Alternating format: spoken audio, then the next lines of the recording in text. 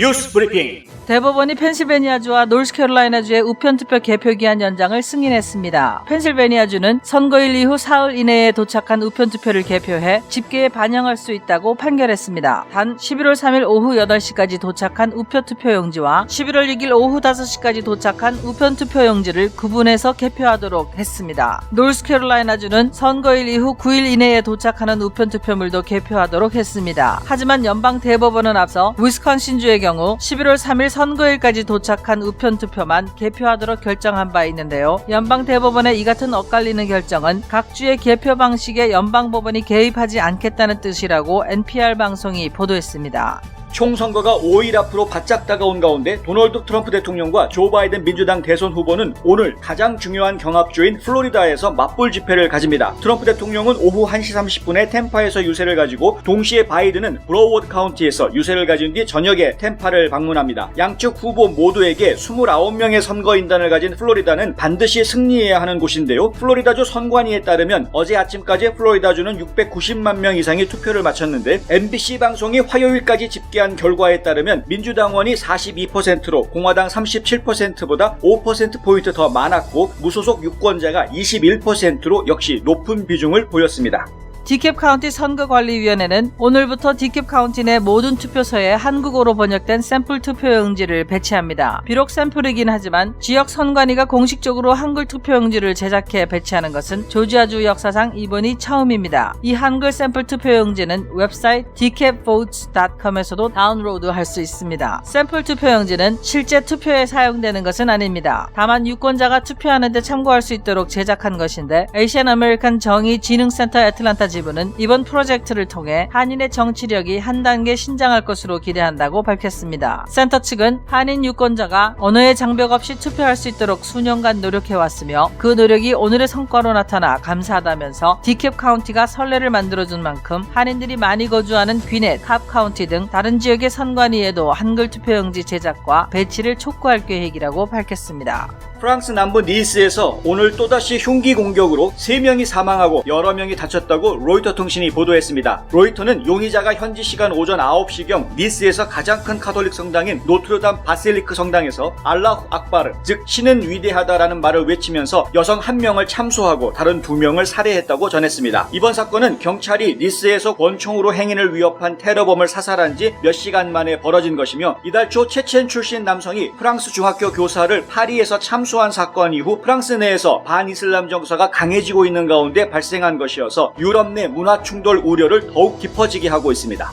열대성 폭풍 제타가 어젯밤 상륙해 북상하면서 최소 2명이 사망했습니다. USA Today는 루이지애나에서 시속 100마일의 강풍을 일으킨 제타의 영향으로 뉴올리언즈에서 1명이 고압 감전으로 사망하고 조지아주 체로키 카운티에서는 나무가 쓰러져 이동식 주택을 덮치면서 남성 1명이 사망하는 사고가 발생했다고 보도했습니다. 루이지애나 주지사는 주 방위군 1,500명 이상이 폭풍에 대응해 수색과 구조 작업을 펼치고 있다고 밝혔습니다. 조지아주의 최대 전력회사인 조지아 파워는 오늘 오전 9시 현재 약 34만 가구 및 사업체의 전력이 끊어진 상태라고 밝혔습니다. 프랑스에서 코로나19가 걷잡을 수 없이 확산하자 에마뉘엘 마크롱 대통령이 현지 시간 28일 대국민 담화를 내고 30일부터 12월 1일까지 프랑스 전역을 봉쇄하겠다고 발표했습니다. AFP 통신은 지난번과 마찬가지로 식당, 술집, 카페 등 비필수 사업장은 일제히 운영을 중단하고 지역 간 이동도 불가능하며 직장인들 역시 가능한 재택근무를 하도록 권고했다고 보도했습니다. 다만 유치원과 초중고교 등은 계속 수업을 진행할 예정이고 국경도 그대로 열어두는 것으로 알려졌습니다. 마크롱 대통령은 코로나19의 두 번째 확산은 첫 번째 확산보다 더 치명적일 것으로 예측된다면서 오는 11월 중순께 중환자가 9,000명까지 늘어날 수 있다고 밝히고 중환자실 병상을 현재 5,800개에서 1만 개까지 확대하겠다고 말했습니다.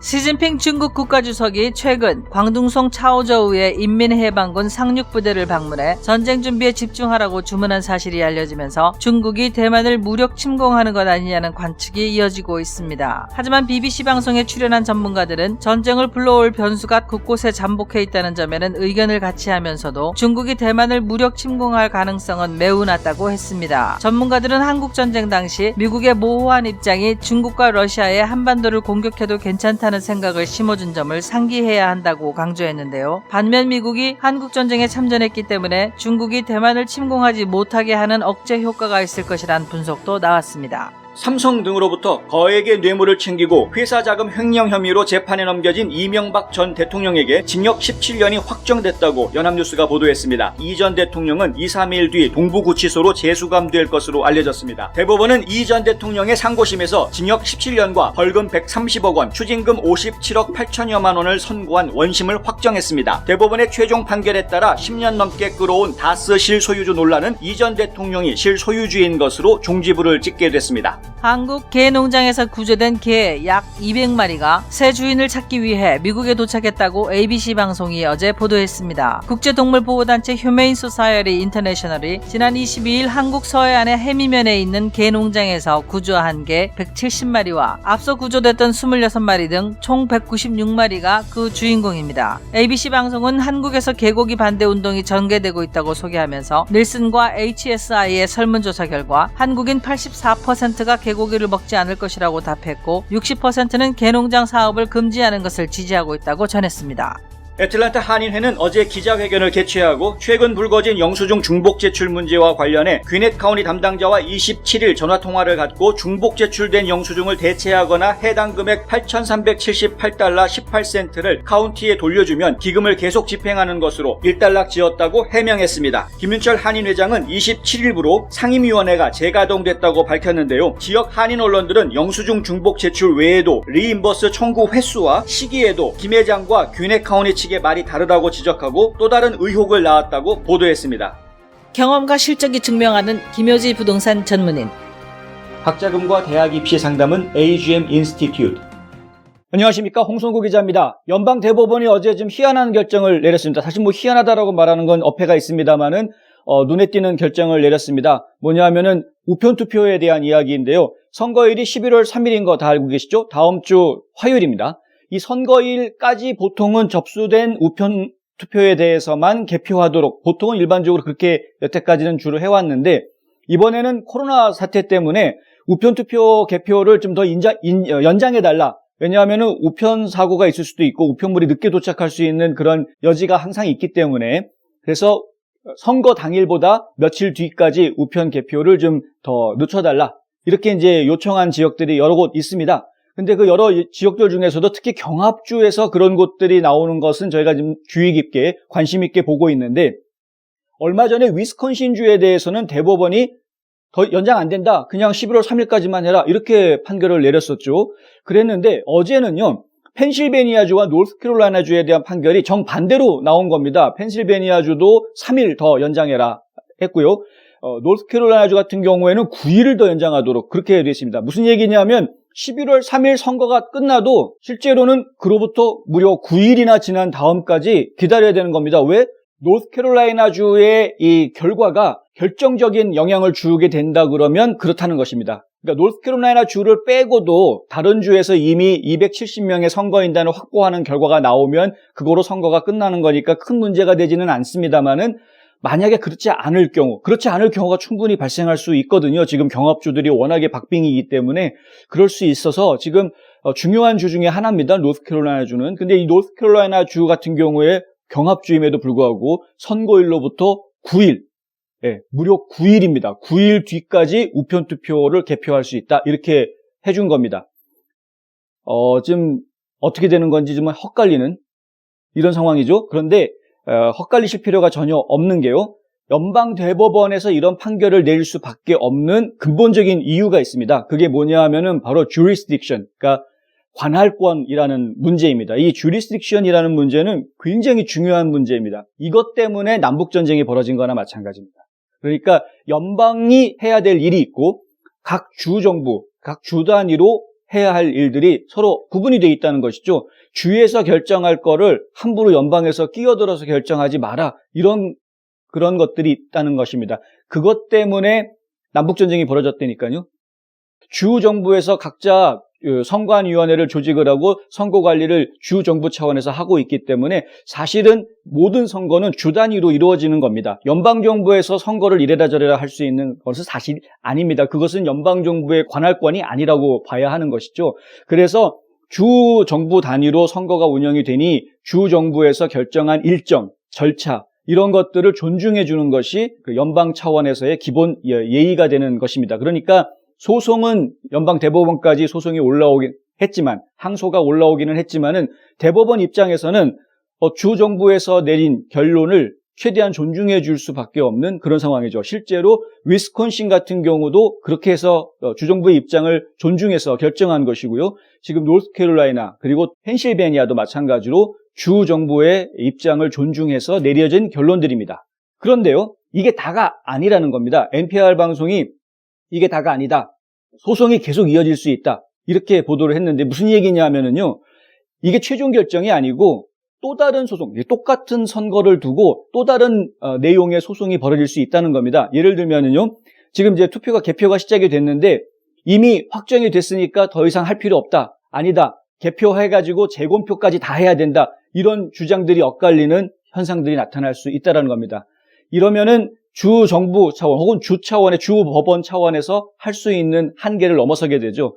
주 법원에서 이걸 통제할 수 없게 되면 그러면은 이제 연방 대법원이 나서서 판결을 해주는 그런 형태가 있을 수 있게 됩니다. 이런 일들이 사실은 벌어지지 않기를 원하지만 벌어질 수 있기 때문에 많은 사람들이 관심을 가지고 있는 것이죠. 실제로 펜실베니아주 같은 경우에는 3일 뒤까지 우편투표 개봉해라, 이제 개표에 포함시켜라라고 했지만 어떤 내용을 서로 합의를 했냐 하면은요, 11월 3일 저녁 8시, 이게 선거 마감입니다. 11월 3일 8시까지 도착하는 우편물은 일단 1차 개표를 하고, 그 다음에 그 이후부터 11월 6일까지 도착하는 우편물에 대해서는 별도로 따로 구분해서 개표한다, 이렇게 지금 합의가 되어 있는 상태입니다. 무슨 얘기냐면 그 11월 3일 선거 마감 이후에 오는 것에 대해서는 별도로 따로 처리하겠다는 이야기인데, 왜 이런 것이 필요하느냐, 합치지 않고 왜 구분해 놓느냐 하는, 왜 이런 것이 필요하냐 하면은 나중에 이 개표되는 내용을 합산을 할지 안 할지에 대한 시비 문제가 나올 수 있기 때문에 미리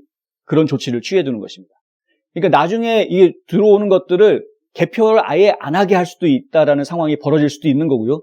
그리고 개표를 했는데 이게 판세가 뒤집힐 수도 있고 안 뒤집힐 수도 있겠지만, 이 나중에 추가돼서 들어온 개표하는 내용에 대해서 이거를 합산을 할 것이냐 안 할 것이냐를 가지고 소송전이 벌어질 수도 있다라는 겁니다. 그런 것들을 다 감안해 두고 이런 합의들이 이루어진 것이죠. 아까 말씀드린 대로 이거는 관할권, 그러니까 이건 주 차원에서 관할해야 될, 결정해야 될 문제이지 연방 차원에서 나서서 해결해야 될 문제가 아니다라고 연방 대법원이 일단 판단을 지금 하고 있는 것인데, 만약에 주 차원에서 이거를 해결할 수 없는, 너무나 갈등이 심한 경우에는 연방 대법원이 나서서 판결을 해주는 그런 상황이 벌어질 수도 있다.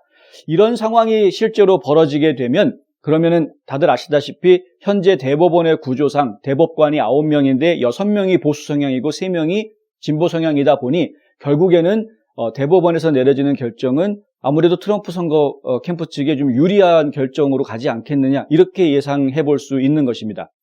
많은 분들이 지금 오해하실 수 있어서 제가 이 얘기를 해드리는 것인데요. 대법원에서 펜실베니아, 노스캐롤라이나 이런 데들을 전부 다 우편투표 다 연장할 수 있도록 해줬네? 대법원이 지금 민주당 쪽에 유리한 결정을 한 것이 아닌가? 이런 생각들을 하시는 분들이 있으실 것 같아서 제가 지금 전해드리는 겁니다. 어떻게 보면 물론 민주당 쪽에 유리한 결정이 될 수도 있습니다. 그런데 앞서 말씀드린 대로 그 주의 내에서 모든 것이 원활하게 해결이 되면 괜찮지만 주 차원에서 해결이 되지 않고 이 분쟁이 심해지게 되는, 정말 우열을 가리기가 어려운 이런 상황이 됐을 경우에는 결국은 연방대법원이 다시 나서서 판결을 해주게 됩니다. 그때는 연방대법관들의 이 보수 성향, 진보 성향이 확연하게 더 드러날 것이다 라고 저희가 지금 예상하고 있는 것이죠. 한 곳에서 시작되는 안정된 미래, 선우앤 선우 종합보험.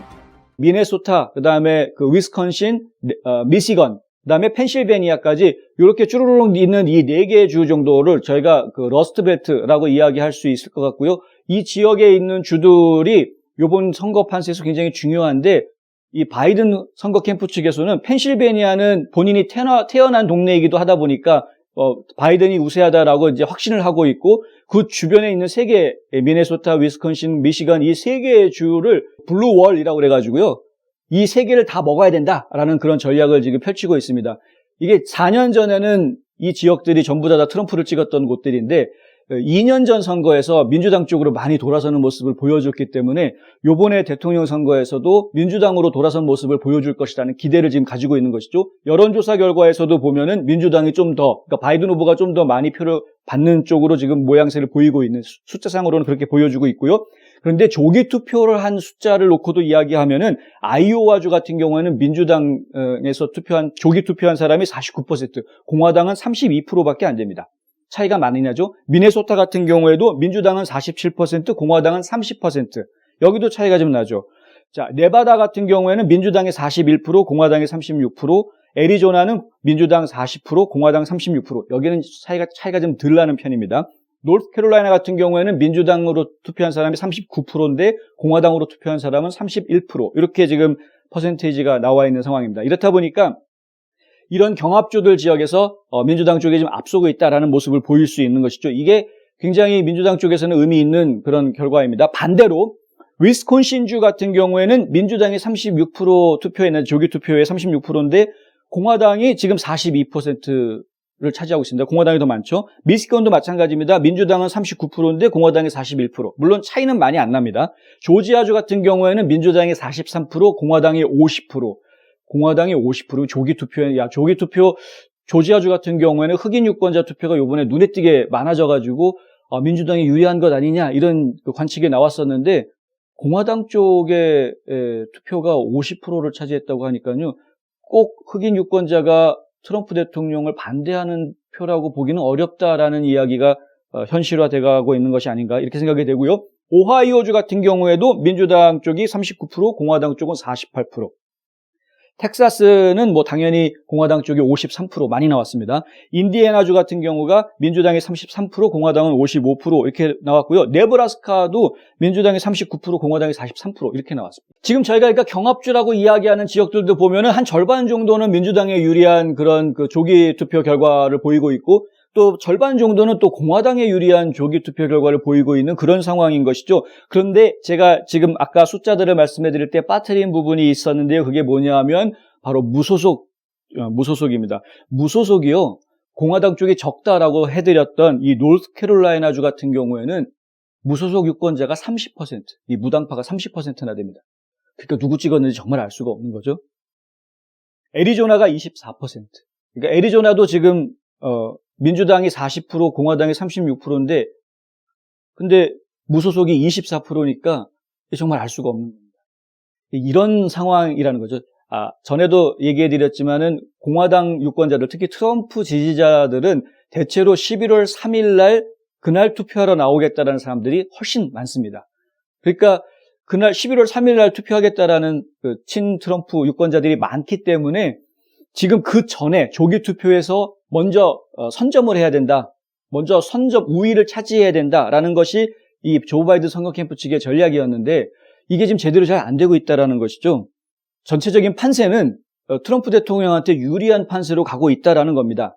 그런데 이 플로리다주는 지금 굉장히 지금 알 수 없는 중요한 주가 돼버렸는데요. 얼마 전까지만 해도 펜실베니아주가 굉장히 중요하다라고 말씀을 드렸었는데 펜실베니아주는 지금 각종 지표들을 놓고 보면은 민주당 쪽이 훨씬 앞서가는 그런 모습을 보여주고 있거든요. 지금 조기 투표에서도 무려 민주당 쪽의 투표가 69%, 70%에 가까운 겁니다. 공화당 쪽 표는 21%밖에 안 나왔고요. 무소속은 10%밖에 안 됩니다. 그게 무슨 얘기냐면은 결국에는 민주당 쪽이 거의 압도적인 그런 표를 이미 투표를 한 그런 상황이고 더군다나 펜실베니아는 선거일로부터 3일 뒤까지 우편 투표를 개표할 수 있도록 해줬기 때문에 민주당이 훨씬 유리한, 그러니까 바이든 후보한테 유리한 그런 상황에 있는 것이죠. 펜실베니아도 이 선거인단이 20명이나 되기 때문에 굉장히 크거든요. 근데 이 펜실베니아주는 지금 트럼프 대통령보다는 이 바이든 후보 쪽으로 좀 기울어져 있는 그런 모습을 지금 현재 보이고 있다는 겁니다. 물론 11월 3일 날 투표 결과가 어떻게 나오는지 좀 봐야 될 것이고 지금 필라델피아에서 벌어지고 있는 이런 시위들, 폭력 시위들 이런 것들이 표심에 또 어떤 영향을 주는지 또 지켜봐야 하겠지만 하여간 지금까지 나온 지표들을 보면은 그렇다는 것이죠. 근데 어제도 제가 말씀드렸지만 위스콘신, 미시건, 펜실베니아 이 세 개 주 중에서 한 개 주만 트럼프가 이겨도 승리할 수 있다라는 관측이 있는데 그런 예상이 있었는데 펜실베니아를 포기하더라도 미시건이나 혹은 위스콘신에서 트럼프가 이길 수 있다면 그러면은 전체 선거에서 유리해진다 이런 얘기를 했었지 않았습니까? 근데 실제로 지금 위스콘신이나 미시건 같은 경우에는 공화당 투표자가 조기 투표에서 더 많이 나온 것으로 지금 집계가 되고 있기 때문에 트럼프 대통령한테 유리한 상황이 지금 전개가 되고 있는 것이죠. 그런데 거기에 전제가 있었습니다. 전제가 뭐냐 하면 애리조나, 텍사스, 플로리다, 그다음에 조지아, 노스캐롤라이나 이 주들이 전부 다 트럼프 대통령을 선출을 해주었을 때라는 전제가 들어가 있습니다. 만약에 이 위스콘신이나 미시건 같은 데에서 트럼프 대통령이 이겼다고 하더라도 플로리다주에서 이기지 못하면 좀 어렵습니다. 그런 상황이거든요. 그래서 플로리다가 굉장히 중요해지는 것이죠. 30년 손맛, 케이터링의 명가 참사랑. 고객과 직원을 지켜주는 스니즈가 지금 주문하세요. 베노앤프린트. 네, 프랑스가 지금 전 세계에 주목을 받고 있습니다.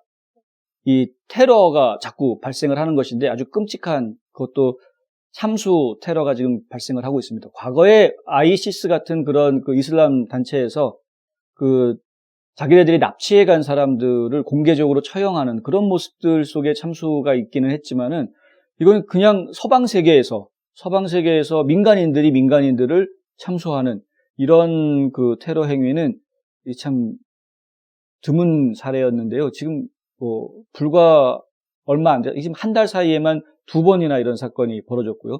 정확하게 이야기하자면 3번이라고 할 수도 있습니다. 왜냐하면 어제 지금 프랑스에서 벌어진, 니스에서 벌어진 거는 한 건이 아니라 2건의 사건이 벌어졌거든요. 하나는 길거리에서 권총을 든 테러리스트가 길거리 행인을 붙잡고 인질극을 벌였던 그런 상황이었고, 그 범인은 그 자리에서 경찰이 총을 쏴서 사살하고 마무리가 됐습니다만은 그 일이 있고 나서 몇 시간 안 돼서 똑같은 도시 니스에서 성당에 테러리스트가 잠입해가지고요.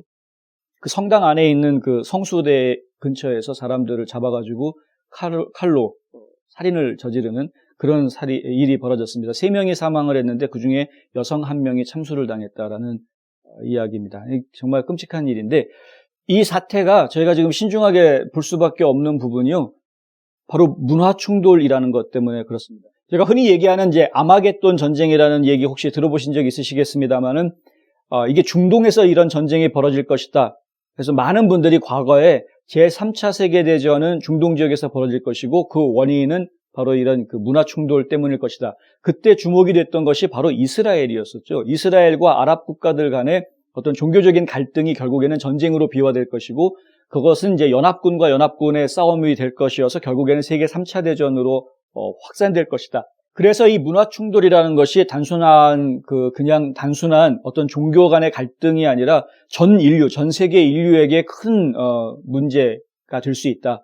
이렇게 이야기됐던 것인데요. 그것이 지금 무대가 이런 중동이 아닌 서방 세계, 이 서구럽파에서 이 무대가 만들어진다는 것이죠. 지금 현재 프랑스가 그 중심이 되고 있는데 사실은 비슷한 이유로 영국에서도 테러가 있었고요. 네덜란드에서도 테러가 있었습니다. 그러니까 결국에는 이 서방 세계가 결코 이 문화 충돌로부터 안전하지 않은 지역이 돼 있는 상태죠. 지금 스위스를 비롯해서 여러 유럽 국가들이 이 문화 충돌에 대비하기 위해서 이슬람에 맞서야 된다라는 그런 그 운동이 지금 움직임이 포착이 되고 있는 그런 상황입니다. 결국은 그 유럽의 국가들이 뭉쳐서 진짜 제2의 십자군을 형성을 하면 어떡하느냐 하는 이제 우려가 나올 정도까지 지금 진행이 되고 있는 상황입니다. 물론 너무 앞서가는 걱정이긴 합니다만은 이런 걱정을 할 정도로 이 종교 간의 갈등이라는 건 상당히 심각한 부분입니다. 전쟁이라는 것이 정말 어떤 계획을 통해서 제대로 준비해가지고 벌어지는 경우보다는 우연치 않은 사건 하나가 계기가 돼가지고 확 번지는 이런 경우가 워낙 많기 때문에 역사에서는 그런 일들이 너무 많았었기 때문에 이런 사건들이 결국에는 전면전으로 국가 대 국가가 전면적인 전쟁을 벌이는 그런 형태로 확산될까 지금 상당히 걱정하고 좀 우려하고 있는 상황입니다. 네, 이런 상황에서 마크롱 대통령은 어제 봉쇄령을 내리겠다. 제2차 봉쇄령을 내리겠다 이렇게 발표를 했습니다. 코로나19 때문인데요. 코로나19가 지금 재확산하면서 하루 1일 신규 확진자 수가 10,000명을 넘어갔기 때문에 프랑스에서 지금 이거 상당히 심각한 상황이다 이렇게 판단을 하고 제2차 봉쇄령을 내리겠다 이렇게 이야기한 겁니다. 오늘 30일부터 일단은 12월 1일까지 하겠다고 하는데 상황을 봐서 좀 더 연장이 될 수도 있을 것 같고요. 지금 1일 신규 확진자 숫자가 5,000명으로 줄어들 때까지는 이 봉쇄령을 유지하겠다라고 발표를 했는데 어떻게 보면 다행스러운 일일 수도 있죠. 이렇게 해서 일단 사람들 접촉을 막아놓기라도 하면 그러면은 이런 테러가 또 발생할 수 있는 기회를 좀 예방할 수 있는 효과도 가져올 수 있기 때문에 뭐 어찌 보면은 다행이다라고 얘기할 수도 있을 것 같은데, 하여튼 간에 이 서방 세계 국가들과 그리고 또 이슬람계 과격단체들의 이 갈등 문제, 이 문제가 어떻게 해결돼야 될지, 이 문제에 대한 해법이 반드시 언젠가는 나와야 할 것인데, 종교 지도자들이 이 문제를 뒤에서 부추기지 말고 해법을 제시하는 종교 지도자들이 지금 나와줬으면 하는 바람입니다. 요즘 같은 비대면 시대에 광고도 인터넷이라는 것 아시죠? 그런데 어떻게 해야 될지 모르시겠다고요? 가장 효과적인 인터넷 광고는 좋은 컨텐츠에 붙어 있는 것입니다. 뉴스앤포스트는 좋은 컨텐츠를 만듭니다. 비즈니스가 어려우세요? 뉴스앤포스트에 광고하세요. 좋은 상품이 있는데 알리고 싶으시다고요? 뉴스앤포스트에 광고하세요. 널리 알리고 싶다고요? 뉴스앤포스트에 광고하세요. 뉴스앤포스트는 페이스북, 유튜브, 카카오톡, 트위터 등 다양한 플랫폼으로 컨텐츠를 전달하고 홍보 효과를 극대화해드립니다. 조지아주의 디캡 카운티가 오늘부터 한국어로 번역이 되어 있는 샘플 투표용지를 투표소에 배치하겠다, 이런 이제 발표를 했습니다. 굉장히 획기적인 소식인데요. 처음입니다. 한글로 된 투표용지가 나온다는 것 자체가 처음입니다. 디캡 카운티에서는 이 많은 분들이 투표하는데 어려움을 겪지 않도록 지원하기 위해서 이 선거관리위원회가 직접 한국어와 스페인어로 번역을 해서 각 투표소에 번역된 투표용지 샘플을 배치하겠다, 이렇게 발표를 했고요. 웹사이트 dcapvotes.com, 이 웹사이트에 들어가면 이 번역된 샘플 투표용지를 다운로드 받아서 프린트할 수 있습니다. 그러면 유권자들은 직접 그걸 프린트해서 본인이 가지고 투표소로 가면 본인이 프린트해가지고 가지고 온 걸 들고 기계 앞에 가서 투표를 할 수 있습니다. 지금 조지아주에서는 다 기계로 전자식으로 좀 투표를 하고 있는데, 이 투표를 하실 때 그 기계에는 영어로만 나옵니다. 영어로만 나와서 역시 투표하실 때 영어가 좀 어려우신 분들한테는 이 투표하기가 좀 곤란하고 어려울 수도 있는데, 그런데 이 샘플 용지를 프린트해 가지고 가시면은 비교해 보시면 이제 누가 누군지, 그리고 보통 이제 투표할 때 사람만 투표하는 게 아니라 주민 투표 내용도 있지 않습니까? 그래서 어떤 내용을 어떻게 답변을 하고 투표를 해야, yes, no를 어떻게 선택해야 되는지 뭐 이런 것들을 선택할 때 정확하게 이해하고 투표를 하실 수 있도록 도움을 받을 수 있다는 것이죠. 이런 것을 보면 결국에는 조지아주에서 한인들의 위상이 좀 높아지고 있다라는 그런 점에서 상당히 긍정적인 것으로 제가 이해하고 환영할 만한 그런 소식이라고 받아들여집니다. 그리고 그만큼 지금 조지아주가 굉장히 박빙의 상태에 있다라는 것을 또 한 번 생각하게 하는 것인데요. 4년 전에 트럼프 대통령이 조지아주에서 당선이 됐을 때 표차가 불과 5만 표 정도밖에 나지 않았다고 합니다. 이 이야기는 무슨 얘기냐면, 비록 소수인종의 적은 표라고 하더라도 상당히 의미를, 영향력을 가질 수 있는 캐스팅 보트가 될 수 있다는 것이죠. 그래서 이 선거관리위원회에서도 무시하지 못하고 챙겨주게 되고 좀 편의를 제공하려고 하는 그런 입장이 되는 것이라, 이런 것입니다.